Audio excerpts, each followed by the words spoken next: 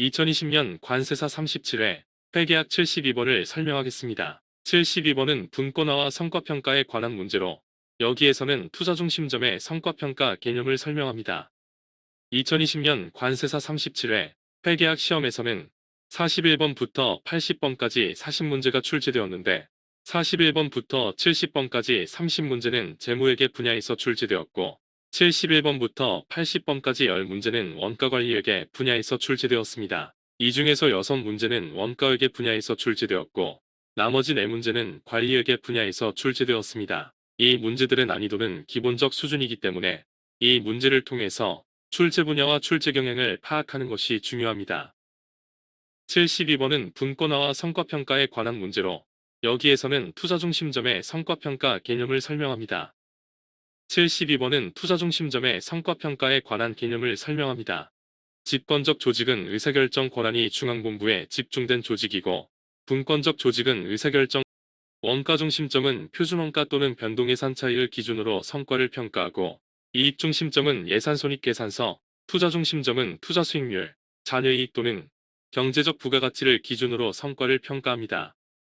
분권적 조직은 위임된 권한에 대해 책임을 부여하는데 이러한 분권적 조직을 책임중심점이라고 합니다. 책임중심점은 위임된 권한에 따라서 원가중심점, 수익중심점, 이익중심점, 투자중심점으로 구분하고 책임중심점의 활동과 성과를 측정하고 보고하는 회계 시스템을 책임회계제도라고 합니다. 책임중심점은 책임회계제도에 의하여 책임중심점별로 예산을 편성하고 성과를 측정하고 예상과 실적을 비교하여 주기적으로 성과를 보고합니다. 성과보고서는 실제 결과와 예산을 비교하여 차이를 보고하는데 원가중심점은 표준원가 또는 변동예산을 기준으로 성과보고서를 작성하고 수익중심점은 예산수익, 이익중심점을 예산이익과 실제 결과를 비교하여 성과보고서를 작성합니다. 투자중심점은 투자액과 이익을 고려하여 성과를 평가하는데 투자수익률, 잔여이익 또는 경제적 부가가치에 의해 성과를 평가합니다. 투자수익률은 영업이익을 투자액으로 나누어서 투자액의 수익률을 계산하고 잔여이익은 영업이익 중 투자액에 대한 최저필수이익을 초과한 이익으로 성과를 평가합니다.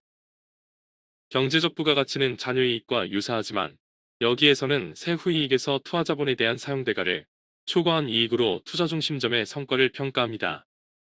지문 1번과 2번, 3번, 5번은 투자중심점 성과 측정치에 관한 설명입니다. 투자중심점은 이익과 투자액을 고려하여 성과를 평가하는데 투자중심점의 성과평가 측정치로는 투자수익률, 잔여이익과 경제적 부가가치가 있습니다. 투자수익률은 세전영업이익을 영업용 자산인 투자액으로 나누어서 투자액에 대한 수익성을 평가하는데 규모와 업종이 상이한 투자중심점의 성과를 비교평가할 수 있다는 장점이 있는 반면 기업 전체 측면에서는 유리한 투자 방안이지만 투자안의 수익률이 투자중심점의 투자수익률보다 낮은 경우에는 이러한 투자 방안을 기각할 수 있는 준최적화의 문제를 가지고 있습니다. 잔여이익은 세전영업이익에서 투자액에 대한 최저필수이익을 초과한 이익을 투자중심점의 성과로 측정하는데 잔여이익은 투자수익률의 준최적화 문제를 해결하는 장점이 있지만 규모와 업종이 상이한 투자중심점의 성과를 비교하여 평가할 수 없다는 단점이 있습니다. 경제적 부가가치는 세후영업이익에서 투자액에 대한 사용대가를 초과한 이익으로 투자중심점의 성과를 평가합니다. 경제적 부가가치는 타인자본과 자기자본의 자본비용을 고려하고 기업 가치와 밀접한 성과 측정치라는 장점이 있습니다. 경제적 부가가치는 불량품, 품질, 고객만족 등의 비재무적 성과를 고려하지 못하는 문제가 있습니다. 이러한 문제점을 해결하는 성과 측정치가 균형성과표입니다. 전통적 성과 측정치는 재무적, 단기적 성과 측정치인 반면 균형성과표는 비재무적이고 장기적인 성과도 반영하는 성과 측정치입니다. 균형성과표는 재무적 성과 이외에 고객 관점, 내부 운영 프로세스 관점, 조직 학습과 성장 관점의 성과를 반영합니다. 균형성과표는 기업의 전략과 비전을 달성할 수 있도록 성과 측정치를 활용하기 때문에 기업 상황에 따라서 균형성과표는 각각 달라집니다. 이 문제의 정답은 4번입니다.